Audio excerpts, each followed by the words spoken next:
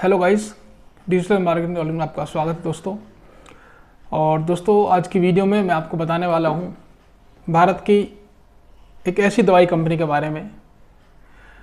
दोस्तों जब उस कंपनी की नींव भारत में रखी तो लोगों को दवाई सस्ते दामों में मिलना शुरू हो गई दोस्तों, क्योंकि उससे पहले क्या होता था, दवाई विदेशी कंपनी से आती थी और विदेशों से आने के कारण उनकी कीमत बढ़ जाती थी और गरीब लोगों को दवाइयाँ नहीं मिल पाती थी और विदेशी कंपनी भारत को इतना महत्व नहीं देती थी, जिसके कारण दवाई लोगों को जो ज़रूरी दवाई है वो लोगों को नहीं मिल पाती थी।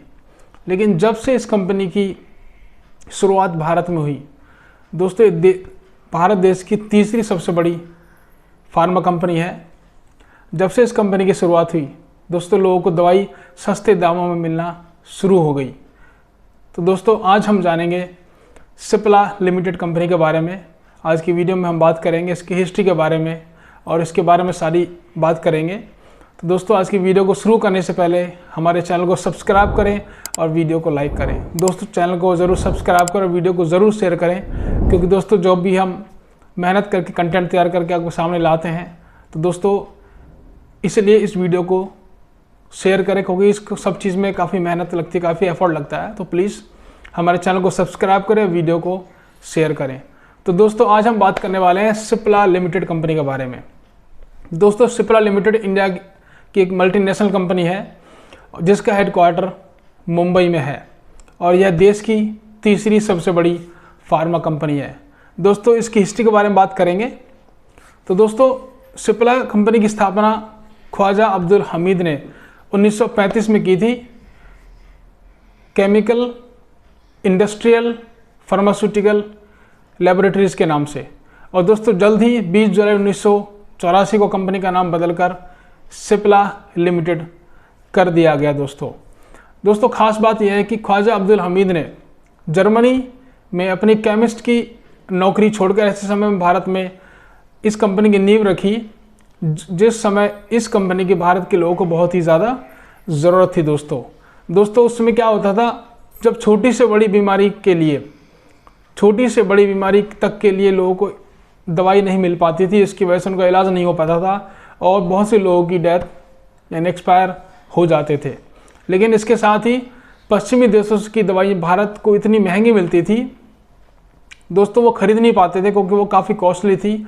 और जैसा कि मैंने बताया कि वो कंपनियां भारत को इतना महत्व नहीं देती थी और ज़रूरी दवाई लोगों को नहीं मिल पाती थी, तो लोगों को बड़ी नुकसान होता था। दोस्तों क्या आप जानते हैं सिप्ला को गरीबों की दवा कंपनी क्यों कहा जाता है? दोस्तों सिप्ला को गरीबों की दवा कंपनी इसलिए कहा जाता है क्योंकि बात सस्ती दवा की हो तो दुनिया में इंडिया की तीसरी सबसे बड़ी कंपनी सिप्ला है, जो दवाओं में मुनाफे की बजाय इस बात पर जोर देती है कि दवाओं की कीमत कम से कम हो दोस्तों, ताकि वो जो दवाएं है वो सभी लोगों को तक, जो गरीब आबादी है उस तक भी पहुंच सके दोस्तों, और वो उस दवा से क्या कर सकें, वो ठीक हो सकें। तो सिप्ला कंपनी ने हमेशा इस बात पर जोर दिया है, प्रॉफिट पे जोर नहीं दिया बल्कि इस बात पर जोर दिया कि दवाई की कीमत कम से कम हो, ताकि वो दवाई हर घर तक जो गरीब है उन तक पहुंच सके। दोस्तों अभी कोविड आया था, हम सब जानते हैं, और कोविड के दौरान भी सिप्ला ने कम दाम में, नॉट इवन इन इंडिया, सिर्फ इंडिया में ही नहीं बल्कि इंडिया के बाहर भी दवाई को सप्लाई किया कम कीमत में, क्योंकि दोस्तों विदेशी कंपनी की दवाई बहुत कॉस्टली होती है और इसीलिए सिप्ला ने एक बहुत ही इम्पोर्टेंट रोल यहाँ पे निभाया कोरोना के दौरान और लोगों को सस्ती कीमत में दवाई दी, और इसके लिए देश की, हमारे इंडिया जो भारत देश है, इसकी तारीफ भी विदेश में हुई दोस्तों। तो दोस्तों और एक बात और बताना चाहता हूँ, साल 2000 में, यानी साल 2000 के आसपास सिप्ला मल्टीनेशनल कंपनियों को एक और बार ज़बरदस्त मात दी, क्योंकि दोस्तों साल 2000 में अफ्रीका में एड्स की बीमारी बहुत ज़्यादा फैली हुई थी और उस समय विदेशी कंपनियां एड्स की दवाई बना रही थी।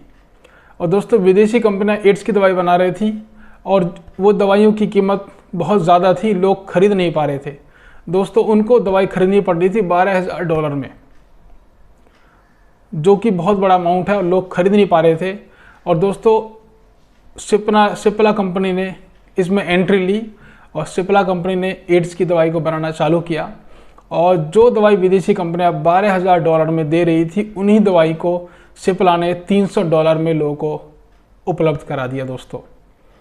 तो दोस्तों यहाँ पर सिप्ला कंपनी ने विदेशी कंपनियों को टक्कर दी और उनको पछाड़ दिया और गरीब लोगों की मदद की, जो कि उन्हें दवाई बहुत कम कीमत में मुहैया कराई। और इसी की वजह से विदेशी कंपनियों ने चिढ़कर सिप्ला को एक टैग दिया, कॉपी कैट का टैग दे दिया।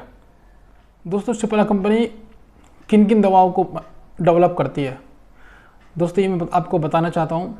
दोस्तों सिप्ला कंपनी सांस से संबंधित बीमारियों की दवा बनाती है, गठिया, हृदय रोग, मधुमेह और भी कई गंभीर बीमारियों के लिए दवा को ये डेवलप करते हैं।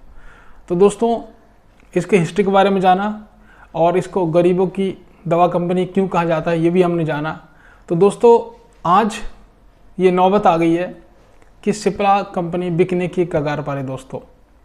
जी हाँ दोस्तों, सिप्ला कंपनी बिकने की कगार पर है और हम जानेंगे कि ये कंपनी क्यों बिकने की कगार पर है। आज ऐसा क्या इसके सामने कंडीशन आ गई, क्या परिस्थिति आ गई कि इसको बिकना पड़ रहा है। दोस्तों सिप्ला देश की सबसे पुरानी दवा कंपनी है जो मुनाफे से ज़्यादा इस बात पर जोर देती है कि दवाओं की कीमत कम से कम हो, ताकि जो गरीब हैं वो भी इसकी दवा को ले सकें, इस्तेमाल कर सकें और हर घर तक ये दवाई कंपनी पहुंच सके। इस कंपनी को गरीबों की दवा कंपनी भी कहा जाता है, जैसे मैंने बताया।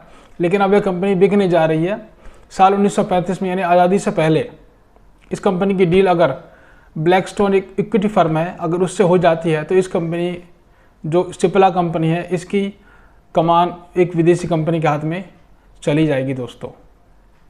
तो सबके मन में ये सवाल होगा कि प्रॉफिट के बावजूद सिप्ला कंपनी क्यों बिकने की कगार पर है। जी हाँ दोस्तों, आमतौर पर हम जानते हैं, हमने सुना है कि कंपनियां बिकती हैं जब वो लॉस में जाती हैं या उन पर बहुत ज़्यादा कर्जा हो गया, इस वजह से बिकती हैं। लेकिन दोस्तों सिप्ला कंपनी प्रॉफिट के बावजूद भी आज बिकने की कगार पर है दोस्तों। तो दोस्तों ये कंडीशन, ये समय क्यों आ गया, क्योंकि दोस्तों सिप्ला कंपनी उत्तराधिकारी के अभाव से जूझ रही है। जी हाँ दोस्तों, कंपनी बिकने को एक बड़ी वजह उत्तराधिकारी की कमी है। साल 1935 में ख्वाजा अब्दुल हमीद ने कंपनी की शुरुआत की। 1972 में उनकी मृत्यु के बाद कंपनी की कमान यूसुफ हामिद को सौंप दी गई। यूसुफ हामिद 87 साल के हो चुके हैं। यूसुफ हामिद और MK हामिद दोनों सेकंड जनरेशन के हैं दोस्तों, और दोनों की उम्र हो चुकी है, दोनों काफ़ी बुज़ुर्ग हो गए हैं। इसी वजह से उन्होंने साल 2015 में सिप्ला कंपनी के बोर्ड में अपनी भतीजी समीना हामिद को शामिल किया। समीना हामिद फैमिली के 3rd जनरेशन है आज के टाइम में, और फिलहाल कंपनी को वही संभाल रही हैं। लेकिन फिर भी दोस्तों कंपनी को उत्तराधिकारी की बहुत दिक्कत है और इसी वजह से ये समय आ गया है कि कंपनी को मजबूरन बेचना पड़ रहा है। और दोस्तों जब अभी जो बात चल रही है वो ब्लैकस्टोन इक्विटी फर्म कंपनी से बात चल रही है और वो इसको खरीदने की टॉप लिस्ट में है। अगर उनसे डील फाइनल हो जाएगी तो ये कंपनी एक भारतीय के हाथों से निकलकर विदेशी कंपनी के हाथ में चली जाएगी दोस्तों। और दोस्तों ये बहुत दुख की बात होगी, क्योंकि सिप्ला कंपनी ने सच में एक क्रांति ला दी दवाइयों के सेक्टर में दोस्तों, क्योंकि दवाई पहले बहुत काफ़ी कॉस्टली होती थी और सिप्ला कंपनी ने उन दवाई कंपनियों को टक्कर दी जो दवाइयों को बहुत ज़्यादा कीमत में बेचते थे, और उन लोगों के लिए एक वरदान के तौर पे सामने उभर के आई जो गरीब हैं, जो दवाइयों को नहीं खरीद पाते थे। तो दोस्तों ये आज हमने जाना सिप्ला कंपनी के बारे में, कब इसकी स्थापना हुई, उसकी हिस्ट्री के बारे में, और क्यों इसे दवा कंपनी, गरीबों की दवा कंपनी कहा जाता है और क्यों ये बिकने की कगार पर है। तो दोस्तों इस वीडियो से आपने अगर थोड़ा सा भी कुछ भी सीखा तो कमेंट करें, वीडियो को लाइक करें और दोस्तों चैनल को ज़रूर सब्सक्राइब करें।